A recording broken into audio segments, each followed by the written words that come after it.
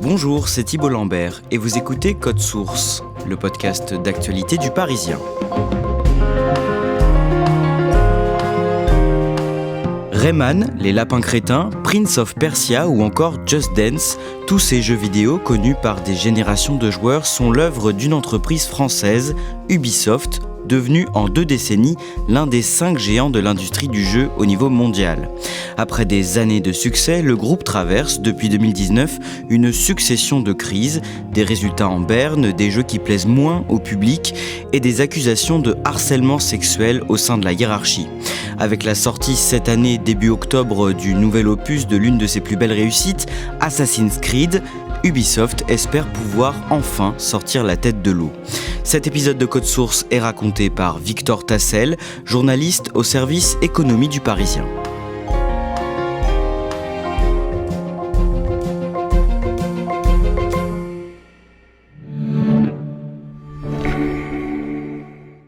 Hello everyone.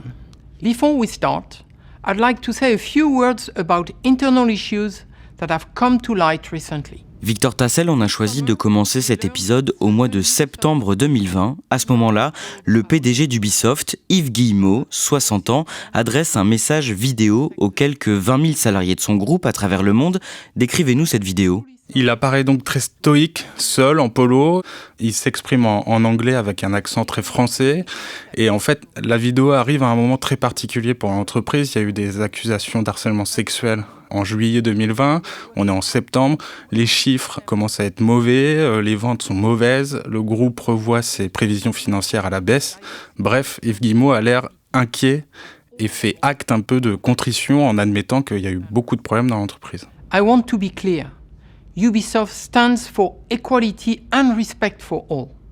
We condemn anyone using our games as a proxy for hate or toxicity. Ce patron qui s'exprime d'ordinaire, il est assez discret ?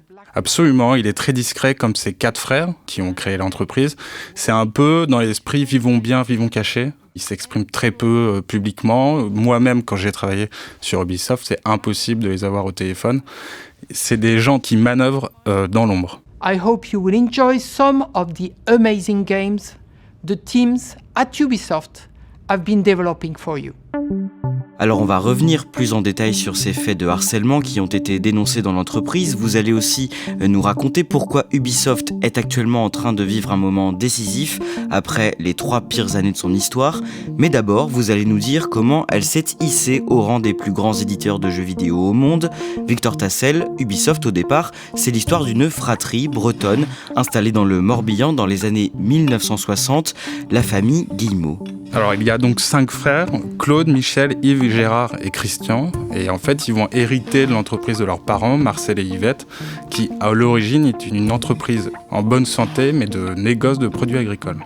Quand ils grandissent, ces 5 frères décident de développer l'entreprise familiale vers le secteur des technologies.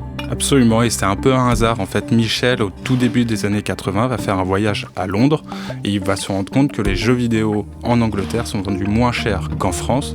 Et les 5 frères voient l'opportunité de créer une société pour vendre les jeux vidéo, mais à un prix un peu plus bas que ses concurrents dans l'Hexagone. En 1986, ils fondent une société baptisée Ubisoft. Pourquoi ce nom et quelle est leur activité au départ ? Alors, sur le nom Ubisoft, il y a 2 raisons. C'est que Ubi voudrait dire Union des Bretons indépendants et soft, software, comme logiciel. La vraie raison que met en avant la société, c'est que Ubi veut dire ubiquité, ce qui veut dire l'omniprésence partout, et soft, software, logiciel. À l'origine, donc, l'entreprise était créée pour faire de la distribution, vendre des jeux, mais très vite, les frères vont avoir l'envie de contrôler toute la chaîne de production du jeu vidéo. Ils vont se mettre à développer des jeux et à en éditer. Les frères Guillemot sont à la tête d'Ubisoft, éditeur de logiciels de jeux et éducatif. Avec des principes absolus. Même salaire pour les 5, même nombre d'actions. Et pour les décisions ici, on ne joue pas perso. Les décisions finales, en général, on se met d'accord. sont prises en commun. Il faut qu'on doit se mettre d'accord. Breton tenace, voire même têtu paraît-il, les Guillemot ont hérité de 2 certitudes de leurs parents. La promotion, c'est par les études, et dans les affaires, il faut s'appuyer sur les proches. D'où un côté un tantinet rétro de ce capitalisme familial.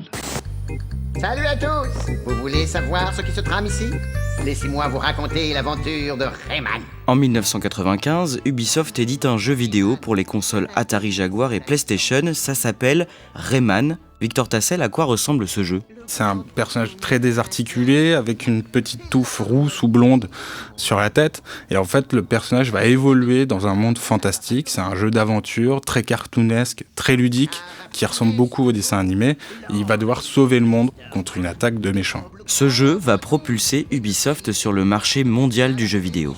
Absolument, les ventes vont être records, ils vont vendre plus de 8 millions d'exemplaires, ce qui est complètement inattendu. Ils profitent aussi de l'essor de la PlayStation 1, qui est vraiment la première console qui va s'installer dans les salons des familles dans le monde entier. Nous sommes au Québec, mais ce studio est celui d'une entreprise française, Ubisoft, une petite PME créée il y a une vingtaine d'années par 5 frères et qui est aujourd'hui le numéro 3 mondial de cette industrie des loisirs électroniques. Cette multinationale est implantée dans une trentaine de pays, mais fabriquer un bon jeu vidéo n'est pas si facile. En moyenne, 200 personnes y travaillent intensément et ce durant 2 ans. Pour faire face à ses besoins de recrutement, Ubisoft a donc été jusqu'à créer sa propre école de jeux vidéo.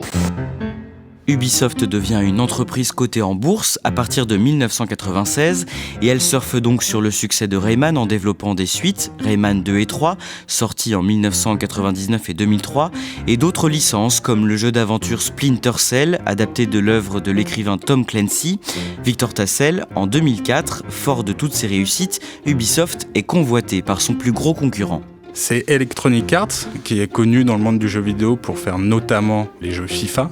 Et en fait, ils vont vouloir racheter Ubisoft en prenant des parts dans l'entreprise, environ 19%. Et l'objectif, c'est d'acheter un savoir-faire, une créativité. Ubisoft va s'imposer comme l'éditeur de jeux indépendant qui va contrôler toute la chaîne, c'est-à-dire créer les systèmes de jeu de tous ces jeux, avoir des graphismes très poussés, avoir des idées de création de jeux, etc. et qui vont intéresser évidemment les grosses majors américaines qui, elles, sont plutôt sur des créations de jeux très simples, très efficaces et qui veulent s'acheter une espèce de créativité qu'a développée Ubisoft. Et quand Electronic Arts achète toutes ses parts de l'entreprise, comment réagit Ubisoft ? Très mal. Les frères Guillemot, justement, qui sont très attachés à leur indépendance et au fait de créer leurs jeux eux-mêmes, vont directement réagir en augmentant leur part dans la société et vont ferrailler avec Electronic Arts pendant quelques années jusqu'à temps que le géant américain lâche l'affaire. À ce moment-là, l'entreprise s'est déjà bien développée dans le monde entier. Comment elle fonctionne ? En fait, l'entreprise va commencer à ouvrir des dizaines de studios dans plein de pays du monde, en Amérique du Nord, partout, en Europe. Le modèle est très particulier dans le sens où chaque studio est interdépendant. Chaque studio développe sa propre spécialité. Chaque studio peut proposer la création d'un jeu et chaque studio va coopérer avec les autres et tout ça est piloté depuis la direction parisienne. Quelque chose ne va pas.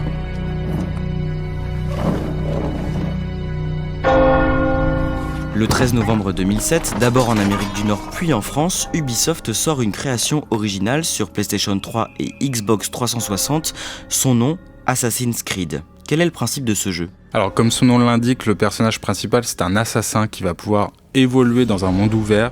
Le joueur peut aller où il veut, monter sur le toit, faire du parcours, courir, s'attaquer à des gens, parler aussi avec des gens au sein du jeu. Le premier jeu se passe à Damas et Jérusalem au XIIe siècle, pendant la troisième croisade. Et en fait, Ubisoft va recréer les deux villes à l'identique de ce qu'elles étaient à l'époque, en s'appuyant sur l'expertise d'historiens, etc. Et ça va impressionner toute la communauté du jeu vidéo par le réalisme et les graphismes extrêmement pointus. On a un problème. Impossible de maintenir la connexion mémorielle. Traumatisme psychologique critique. Il rejette le traitement.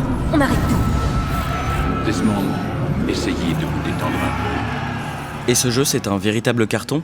C'est un carton planétaire qui va complètement influencer la suite du monde du jeu vidéo. Et ça va être la première licence d'Ubisoft encore aujourd'hui.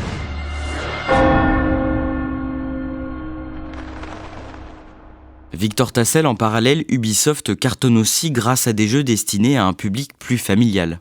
Absolument, ils vont notamment créer Just Dance, qui est un jeu où justement le joueur doit reproduire des chorégraphies, que ce soit sur Wii ou sur PlayStation. Ils vont aussi lancer les Lapins Crétins, qui vont être un succès énorme, populaire et familial sur la Nintendo Wii, qui est inspiré de l'animal et qui va ensuite générer des dessins animés, des bandes dessinées. Tout ça va amener Ubisoft à créer en France un écosystème du jeu vidéo qui va se construire autour de la grande société française. Ça va développer ce qu'on appelle aujourd'hui la French Touch, un mélange de créativité et d'indépendance.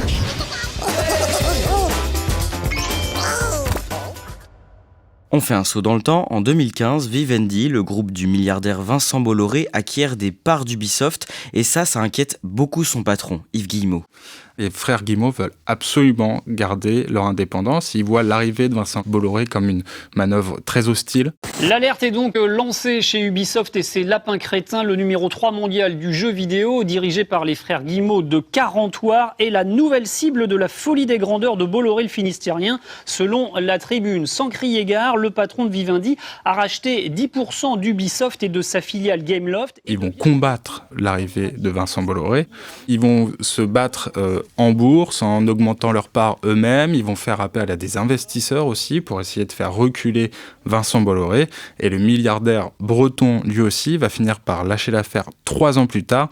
Et les frères Guillemot le présenteront comme une victoire.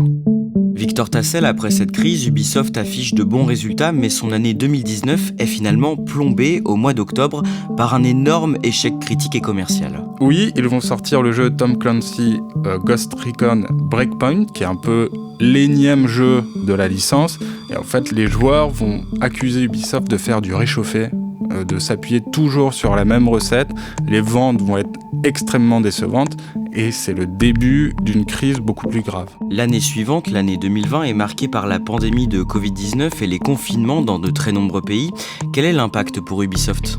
Il est énorme, ça va mettre en difficulté toute la chaîne de production, ça va changer les habitudes de travail, il va y avoir du télétravail, ce dont les développeurs de jeux vidéo n'étaient pas habitués, et ça va multiplier les difficultés, ça va entraîner des reports de jeux, des jeux qui ne sortiront jamais, et Ubisoft va petit à petit s'enfoncer dans la crise sans réussir à sortir la tête de l'eau. En juillet 2020, une longue enquête de nos confrères de Libération met en lumière des faits de harcèlement sexuel et de tentatives d'agression sexuelle dans l'entreprise. Que révèle cette enquête en résumé ? Des accusations très graves de sexisme, de management toxique, d'harcèlement sexuel, d'attouchement sexuel envers des personnes installées à la plus haute direction de l'entreprise. C'est un milieu très masculin, ça va complètement libérer la parole, c'est un petit peu le MeToo du jeu vidéo. Et forcément, l'entreprise était déjà en difficulté à cause de la crise du coronavirus et ça fait l'effet d'une bombe et d'un séisme qui va complètement désorganiser l'entreprise. Est-ce que le nom du PDG, Yves Guillemot, est cité dans ces enquêtes ? Oui, non pas pour avoir un management toxique, mais pour avoir laissé faire, d'avoir été au courant de certains faits, mais d'avoir fermé les yeux. Et on peut résumer ça par la fin justifie les moyens. Pour Yves Guillemot, tant que les résultats sont là, le reste, il n'en tient pas forcément compte. Quelle est sa réaction après ces révélations ? Il a une réaction assez ferme. Il va tout de suite demander aux personnes concernées de démissionner ou alors il va les licencier. Il va pousser à la démission, par exemple, Serge Ascoët, qui est le directeur de la création du studio à Paris. Il va pousser à la démission aussi la directrice des ressources humaines, qui a été mise en cause pour avoir complètement caché les faits qu'on reprochait à certains des salariés.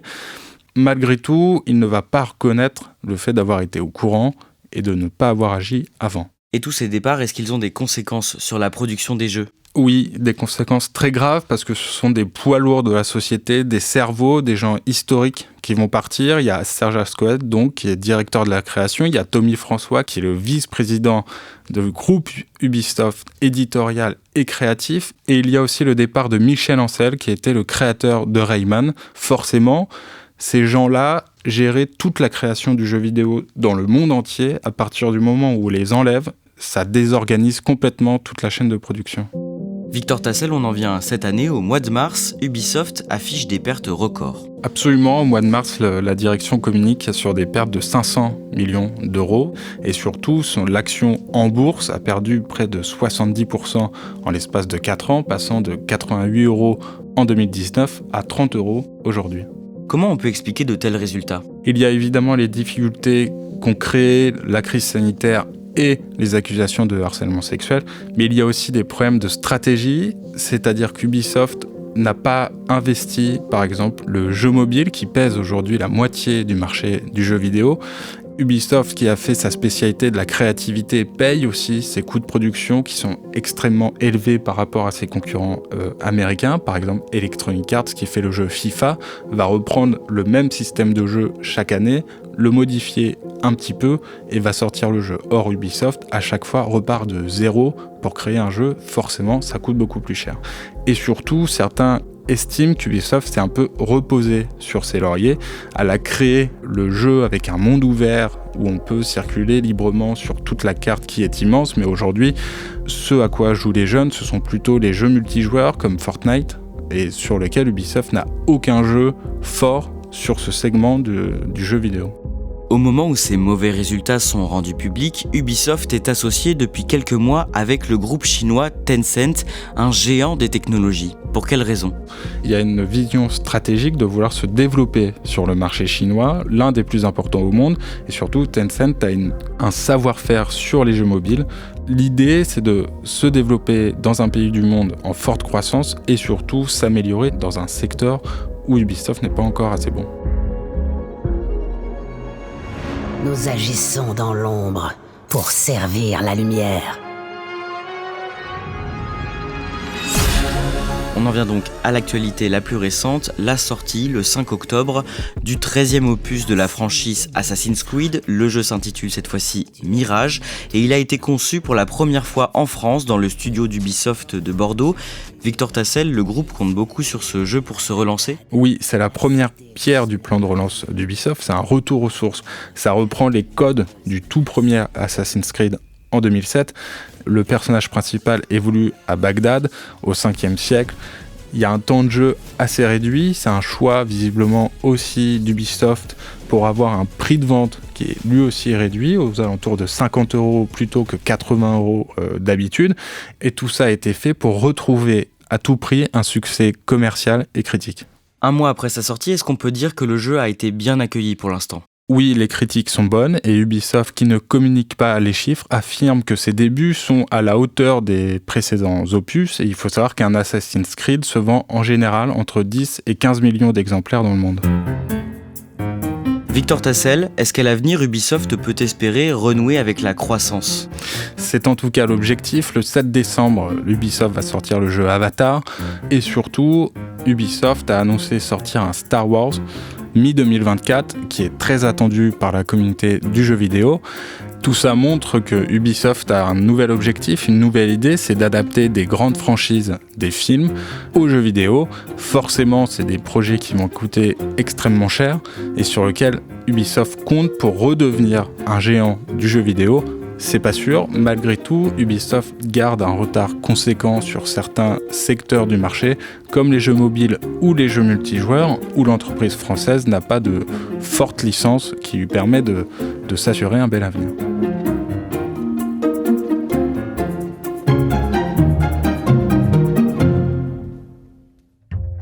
Merci à Victor Tassel. Cet épisode a été produit par Barbara Gouy et Raphaël Pueyo. Réalisation Julien Moncouquiol. Si vous aimez Code Source, parlez-en autour de vous, abonnez-vous sur votre plateforme d'écoute préférée et laissez-nous un commentaire et des petites étoiles. Vous pouvez aussi nous écrire à cette adresse codesource@leparisien.fr et ne manquez pas non plus Crime Story, le podcast de faits divers du Parisien, disponible également sur toutes les plateformes avec une nouvelle affaire chaque samedi.